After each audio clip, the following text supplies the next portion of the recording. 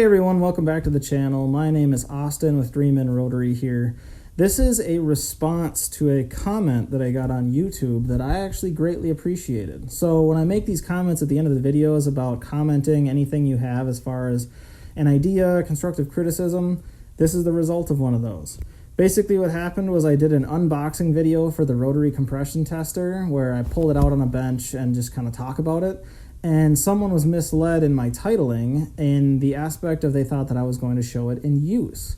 I did not in that video, so instead of editing that one and adding more content to it, I am releasing this video as a direct response to that comment that I will put in the video somewheres.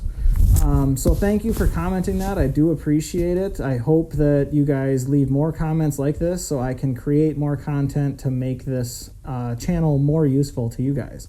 So what this video is going to entail is the usage of the Rotary Compression Tester in 3 different rotary engines for a total of 6 rotor housings, because you have fronts, rears on both both sides of the compression. Good Lord, I sound like a noob here. So you have the front and the rear, front and the rear, front and the rear for all of these rotary engines, all 3 of them. The first one here is going to be the RX-8 that I ended up rebuilding 3 times because I'm an idiot and I screwed something up the first time, had a buddy help me rebuild it, then we think it got blah, blah, blah, blah, blah, blah, blah.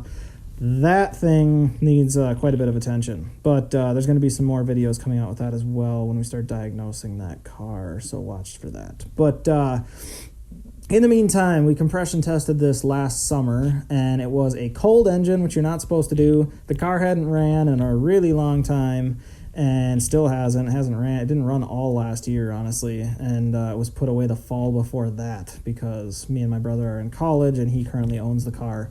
But ignoring all of that, here is some footage of me compression testing the car with my brother that owns it. And hopefully you find this interesting because this is a compression test that's done cold on a motor in a car in an RX-8. Okay, so front rotor, leading plug, cold, clutch all the way in, gas all the way in, and start cranking.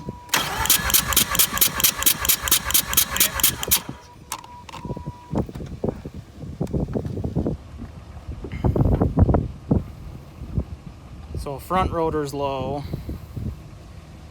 80s as the correction, 86, 82, 87, corrected 87, 83, 88.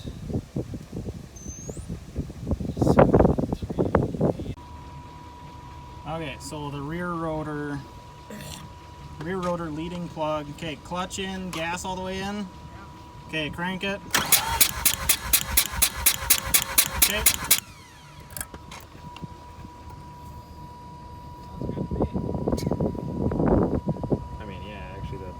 That's not bad.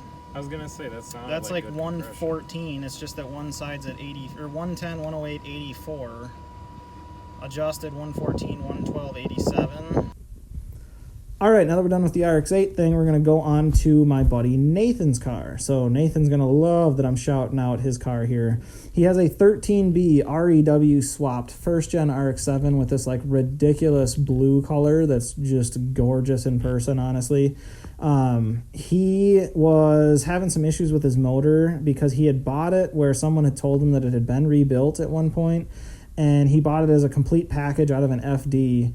And he had some issues after getting it tuned or starting to get it tuned.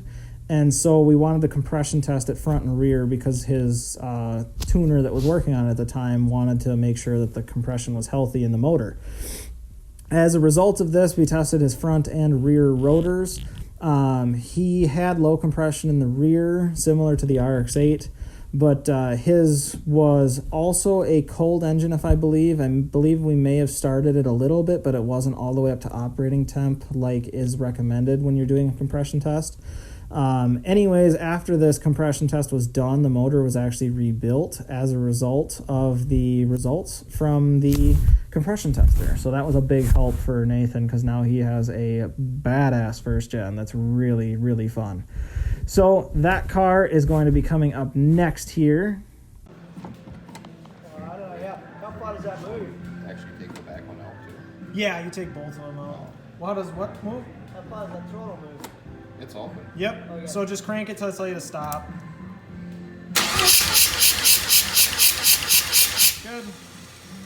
yeah, you're good. That's front rotor.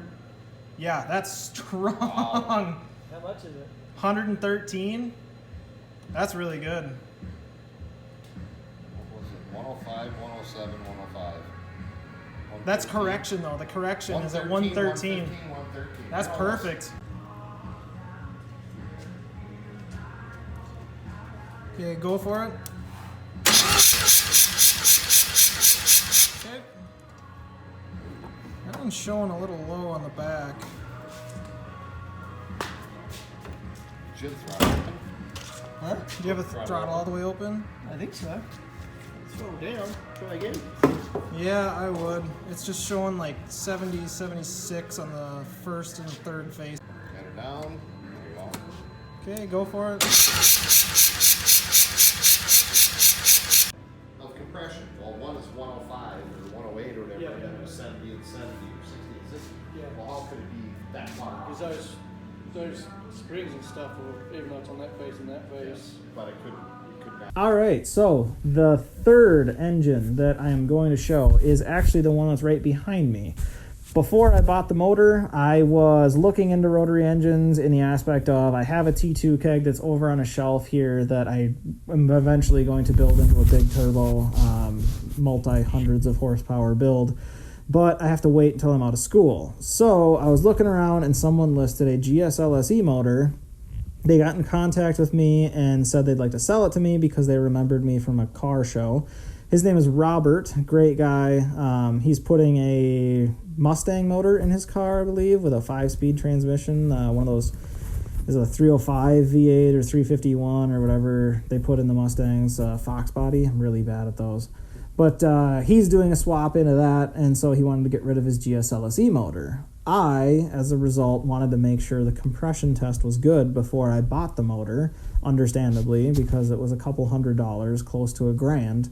And when I went to go buy it, I wanted to compression test it. So this is going to be one of the few compression readings that I did at full temp, and we actually let it run, get it up to operating temp, then pulled the plugs, and were able to compression test using the Rotary Compression Tester. So this was the most useful compression tests that were done the entire time. I'm going to cut to now.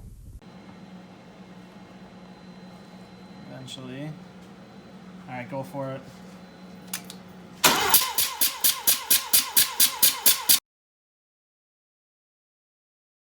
You gotta reset it too. Yep. Okay, it's good now.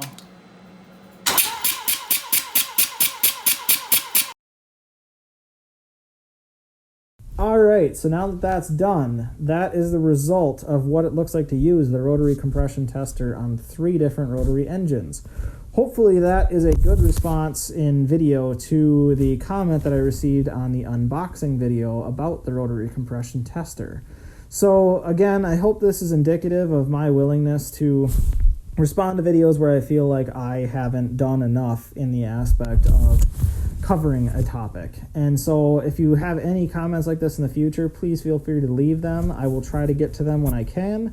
Again, I'm a current college student, which if you watch the rededication video of this channel, you should know that I am going to be extremely busy, but I still found some free time to try to get back into this hobby because I really do enjoy it. So again, comment, like, subscribe. Anything helps a small channel like this one. I would like to grow it and get bigger and help more people out in the future. So thanks for watching, everyone. My name is Austin with Dreamin' Rotary here. We will see you in the next video that you're watching, whether it's a rotary video, motorcycle videos coming up, or Duramax videos if you're into that as well. Thanks for watching, everyone. I appreciate it. We will see you later.